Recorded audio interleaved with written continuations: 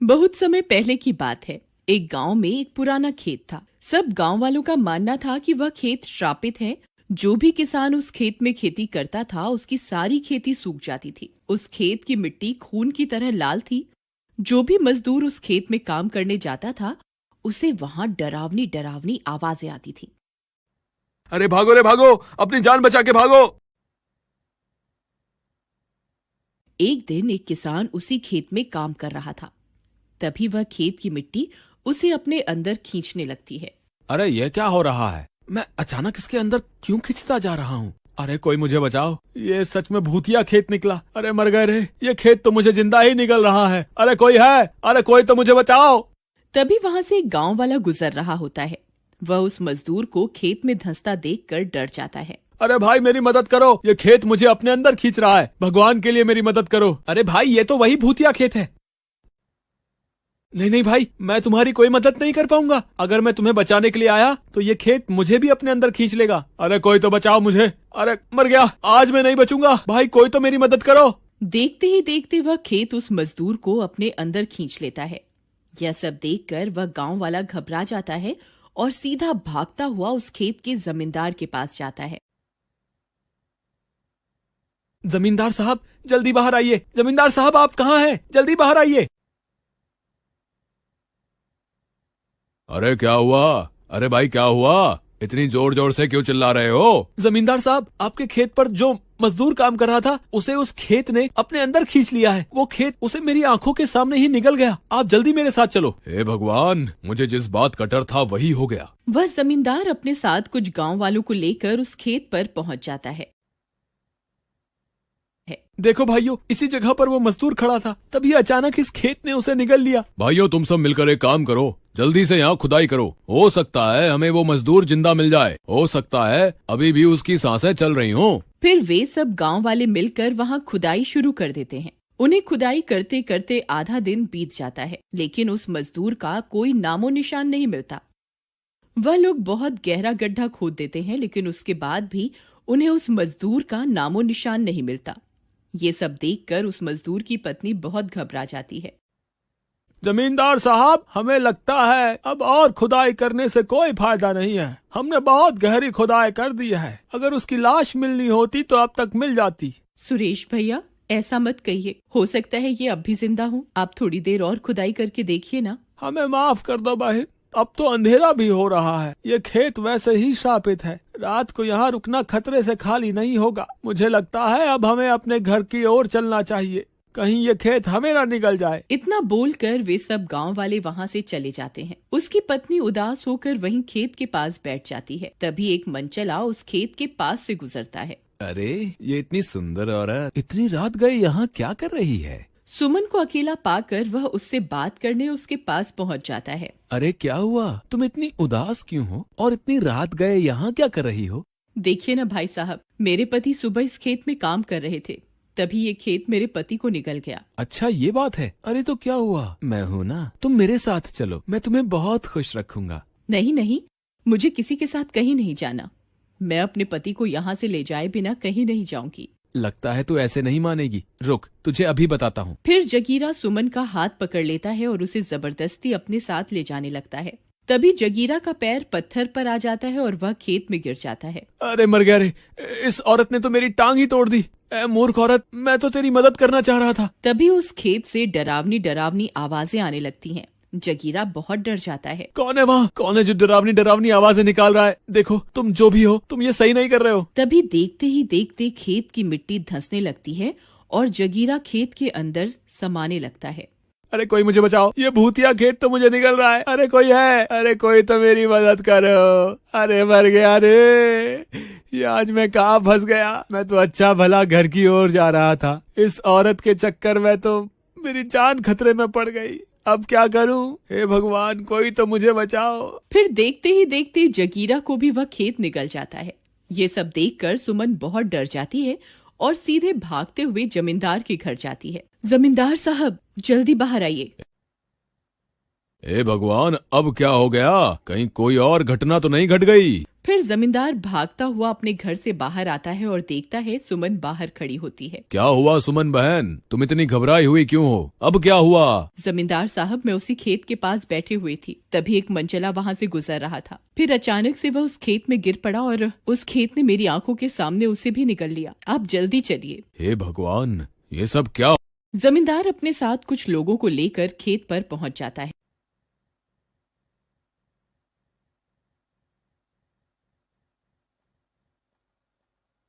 भाइयों, मुझे तो लगता है ये सब इस लालची जमींदार की वजह से हो रहा है। ये पहले से जानता था कि खेत श्रापित है, फिर भी इसने अपने लालच की वजह से इस मजदूर को किराए पर दे दिया। मैं तो कहता हूँ हमें इस जमींदार को यहीं इसी खेत पर बांध देना चाहिए ताकि ये खेत इसे भी निकल जाए। अरे भाई, ये कैसी बात कर रहे हो? मुझे क्या पता था कि ये खेत श्रापित है? इसमें मेरी कोई गलती नहीं है। पूरे गांव को पता है कि तुम एक नंबर के मक्कार और लालची आदमी हो। तुम्हें सबक जरूर मिलना चाहिए। चलो भाइयों, हम सब मिलकर इसे यहीं बांध देते हैं। फिर वे सब गांव वाले उसे उठा लेते हैं और खेत में ले जाने लगते हैं। अरे मर गया रे! अरे तुम्हारा नाश मिटे गांव वालों, मुझे कहाँ ले जा रहे हो? मुझे छोड़ दो! अरे मर गया रे! वे सब मिलकर जमींदार को उसी खेत में पेड़ से उल्टा लटकाकर वहां से चले जाते हैं।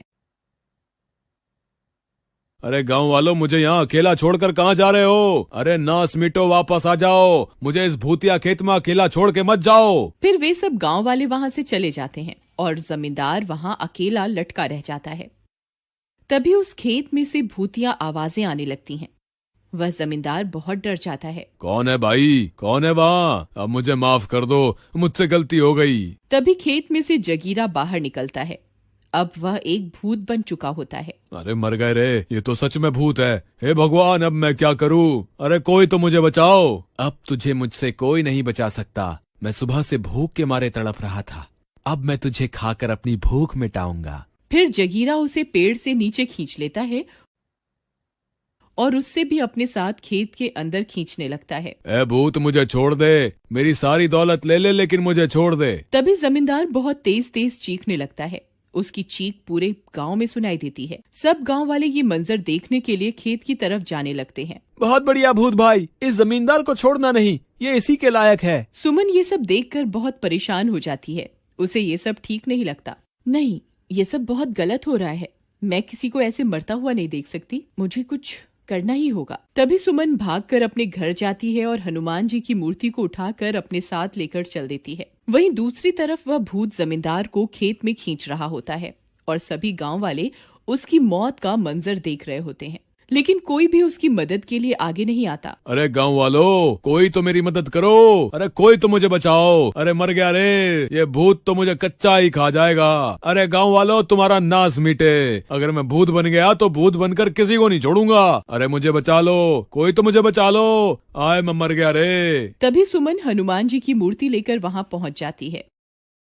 जमींदार जी, ये पकड़िए जल्दी। जमींदार झट से हनुमान जी की मूर्ति को कसकर अपने हाथों से पकड़ लेता है। जय जय बजरंग बली, बजरंग बली की जय हो, बजरंग बली की जय हो, जय जय बजरंग बली। तभी वह भूत उस जमींदार को खेत के अंदर खींच लेता है। सभी गांव वाले हक्के बक्के रह जाते हैं। वहां एकदम शांति हो जाती है। सब लोग एक दूसरे की तरफ देखने लगते हैं। तभी जोर जोर से आवाजें आने लगती हैं। जय बजरंग बली की जय हो, जय जय बजरंग बली, तोड़ दे दुश्मन की नली। उस खेत की मिट्टी जगमगाने लगती है। चारों ओर रोशनी फैल जाती है। तभी उस खेत से भूतों की आवाजें आने लगती हैं। हे बजरंग बली, मुझे माफ कर दो। मैं अभी के अभी ये खेत छोड़कर चला जाऊंगा। हे बजरंग बली, माफ कर दो। तभी वह जमींदार, जगीरा और मजदूर खेत से बाहर निकल आते हैं। अरे बच गया रे, मैं तो बच गया। हे भगवान, तेरा लाख लाख शुक्र है। बोलो महाबली हनुमान की जय, जय जय बजरंग बली की जय हो। जैसे ही हनुमान जी की मूर्ति उस खेत की मिट्टी को छूती है, वह खेत श्राप मुक्त हो जाता है। उस खेत की मिट्टी भी अब लाल रंग से सामान्य रंग की हो जाती है। सुमन भी अपने पति को वापस पाकर खुश हो जाती है। जमींदार को भी अपनी गलती का एहसास होता है। मुझे माफ कर दो भाई, मैं जानता था कि यह खेत श्रापित है। मैंने फिर भी तुम्हें इसे किराए पर दे दिया। अब मुझे मेरी गलती का एहसास हो गया है। आज सुमन नहीं होती तो मैं जिंदा नहीं होता। मेरे भाई, आज से ये खेत तुम रख लो। इस पर आज से तुम्हारा अधिकार होगा। और इस तरह वह खेत श्राप मुक्त होता है और पूरा गांव फिर से हंसी खुशी रहने लगते। एक गांव में मनोहर नाम का एक लड़का एक सेठ के यहाँ भैंसों की देखभाल करता था। एक दिन की बात है, मनोहर सभी भैंसों को जंगल में चारा खिलाने ले जा ही रहा था। तभी अचानक से एक भैंस गिरकर बेहोश हो जाती है। ये राम प्यारी को क्या हो गया? ये बेहोश कैसे हो गई? मनोहर सेठ को बताने जाता है। सेठ जी, वो राम प्यारी को पता नहीं अचानक से क्या हो गया और वो बेहोश होकर गिर गई। फिर मनोहर सेठ को भैंस के पास लेकर जाता है जहाँ भैंस बेहोश पड़ी थी। ये भैंस बूढ़ी हो चुकी है, इसीलिए बेहोश हो गई। वैसे भी अब मेरे किसी काम की नहीं रही है ये। ना तो ये दूध देती है और ना ही बच्चे पैदा कर सकती है। बस सारा दिन बैठे बैठे मुंह हिलाकर चरती ही रहती है। इस भैंस को रखने से मुझे फायदा तो कुछ है नहीं, उल्टा नुकसान ही नुकसान है। कल ही मैं इसे किसी कसाई को बेच दूंगा, कम से कम मुझे इसके कुछ पैसे तो मिल जाएंगे। भैंस को बेचने की बात सुनकर मनोहर उदास हो जाता है और फिर वो राम प्यारी के मुंह में पानी डालता है। तभी राम प्यारी को होश आ जाता है। राम प्यारी, तू बिल्कुल भी चिंता मत कर, मैं तुझे मरने नहीं दूंगा और ना ही कुछ होने दूंगा। शाम होती है तो मनोहर उदास मन से अपने घर चला जाता है और घर पहुंचकर रोने लगता है। तभी उसकी बहन उससे उसके रोने का कारण पूछती है। मनोहर, क्या बात है, तुम रो क्यों रहे हो? वो सेठ है ना, कल से राम प्यारी का खाने के लिए चारा बंद कर देगा और उसे किसी कसाई को बेच देगा। मनोहर, रो मत मेरे भाई, चुप हो जा। वो भैंस उस सेठ की है, वो चाहे उसका जो करे, हम कुछ नहीं कर सकते। मुझे बस राम प्यारी चाहिए, मैं राम प्यारी को मरने नहीं दे सकता, नहीं मरने दे सकता। मनोहर रोते रोते सो जाता है और फिर जब सुबह होती है तो मनोहर की बहन देखती है कि मनोहर को बहुत तेज बुखार है और वो बुखार की हालत में बड़बड़ा रहा था। राम प्यारी, मैं तुम्हें मरने नहीं दूंगा, मैं तुम्हें कुछ भी नहीं होने दूंगा। ये देख मनोहर की दीदी घबरा जाती है। उसका उसके भाई के सिवा और कोई नहीं था। उससे उसके भाई की ऐसी हालत देखी नहीं जा रही थी और वो सेठ के पास जाती है। सेठ जी, आप अपनी भैंस राम प्यारी को बेचना चाहते हो ना? हाँ, बेचना तो चाहता हूँ, बोलो तुम्हें क्या काम है? मुझे आपकी भैंस खरीदनी है। उस बीमार बूढ़ी भैंस का तुम क्या करोगी? उससे तुम्हें क्या फायदा होगा जो तुम उसे खरीदने की कह रही हो? बस कुछ नहीं, मुझे वो भैंस खरीदनी है। सेठ भैंस को खरीदने के नाम से अंदर ही अंदर खुश हो रहा था। मूर्ख लड़की है जो उस बेकार बूढ़ी भैंस को खरीदने की बात कर रही है। अच्छा है, इसमें मेरा ही फायदा है। पर तुम पैसे कैसे दोगी? मैं आपको इस भैंस के बदले हर महीने सूद समेत पैसे दे दिया करूंगी। अगर तुमने मुझे समय से पैसे नहीं दिए तो मैं... ठीक है, मुझे मंजूर है। फिर मनोहर की बहन भैंस लेकर घर चली जाती है। मनोहर, देख मैं तेरे लिए क्या लाई। राम प्यारी को अपने सामने देखकर मनोहर की खुशी का ठिकाना नहीं रहता। राम प्यारी, तुम यहाँ कैसे? अब से राम प्यारी हमारे साथ हमारे घर में रहेगी। दीदी, ये सब आपने मेरे लिए किया, आप कितनी अच्छी हो। मैं अपने भाई की खुशी के लिए कुछ भी कर सकती हूँ। मनोहर राम प्यारी को पाकर धीरे धीरे ठीक होने लगता है और राम प्यारी भी अब पहले से ठीक हो रही थी। मनोहर राम प्यारी का अच्छे से ध्यान रखता, उसे अच्छा हरा चारा खिलाता और उसे वैद्य की बताई हुई दवाई भी समय से देता। अब उसकी भैंस भी दूध देने लगी थी और तो और उसने एक बछड़ा भी दिया था, जिससे मनोहर के घर की हालत सुधरने लगी थी। एक दिन की बात है, मनोहर अपनी भैंस राम प्यारी को जंगल में चराने के लिए जा रहा था। तभी उसे सेठ मिलता है। और मनोहर, कैसे हो? और तुम्हारी भैंस कैसी है? सेठ जी, मैं एकदम बढ़िया हूँ और मेरी भैंस राम प्यारी भी एकदम सही है। अब वो दूध भी देने लगी है और इतना ज्यादा और बढ़िया दूध देती है कि वो कभी खत्म ही नहीं होता, जैसे मानो वो कोई जादुई भैंस। सेठ मनोहर की बात सुनकर सोच में पड़ जाता है। जादुई भैंस? मुझे उस भैंस को पाने के लिए कुछ न कुछ तो करना पड़ेगा। और अगले ही दिन सेठ मनोहर के घर से अपनी भैंस वापस ले आता है।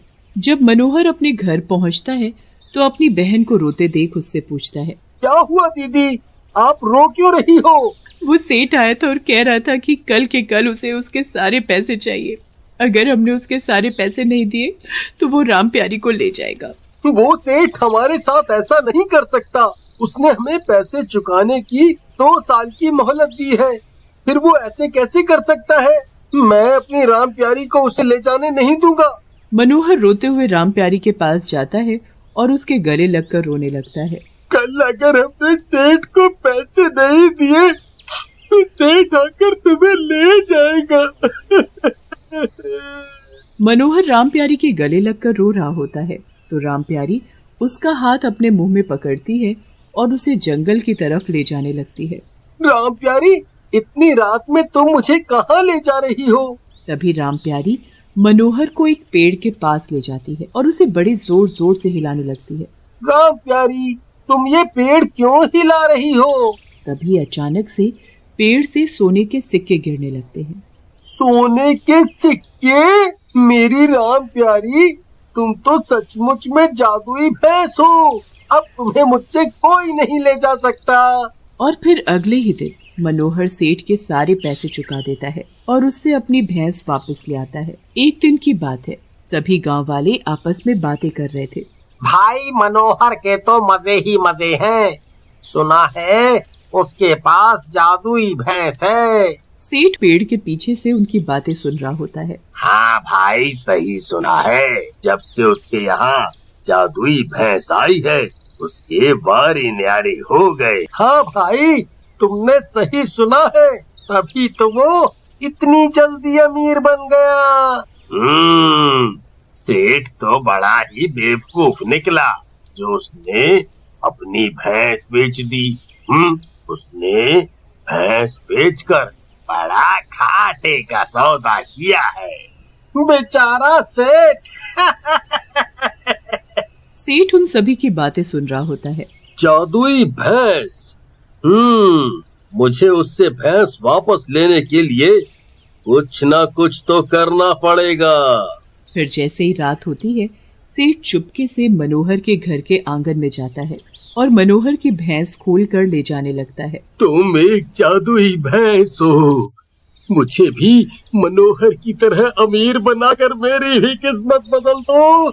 मुझे भी जल्दी से करोड़पति बना दो। अगर तुमने मुझे जल्दी से करोड़पति नहीं बनाया तो मैं तुम्हें कल ही कसाई को बेच दूंगा। हाँ। भैंस सेठ का हाथ अपने मुंह में दबाती है और उसे जंगल में ले जाती है। अरे अरे अरे, तुम मुझे जंगल में कहाँ लिए जा रही हो? तभी भैंस एक पेड़ के पास जाकर अपने सिर से जोर जोर से पेड़ हिलाने लगती है। लगता है ये पागल हो गई है। अरे अरे, तुम ये पेड़ क्यों हिला रही हो? तभी पेड़ से बहुत ही सुंदर और महंगे हीरे मोती के कंगन गिरते हैं। वाह वाह, कंगन! वाकई में तुम जादुई भैंस हो। अब मैं जल्दी से करोड़पति बन जाऊंगा और दुनिया का सबसे अमीर आदमी कहलाऊंगा।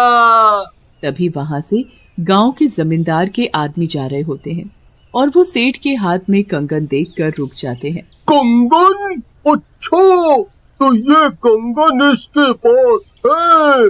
इसने ही जमींदार की पत्नी के कंगन चुराए हैं। नहीं नहीं, तुम लोग ये कैसी बातें कर रहे हो? ये कंगन तो मुझे इस जादुई भैंस ने दिए हैं। बताओ बताओ इन्हें कि तुम हो ना जादुई भैंस, हैं? बताओ इन्हें। लगता है ये सेठ कीमती कंगन देखकर पागल हो गया है। जब जेल में चक्की पीसेगा तो अपने आप इसका दिमाग ठीक हो जाएगा। पर जमींदार के आदमी उसकी बात नहीं सुनते और फिर उसे पकड़कर जमींदार के पास ले जाते हैं और जमींदार उसे पुलिस के हवाले कर देता है। अब तुम हमेशा मेरे साथ मेरे पास रहोगी।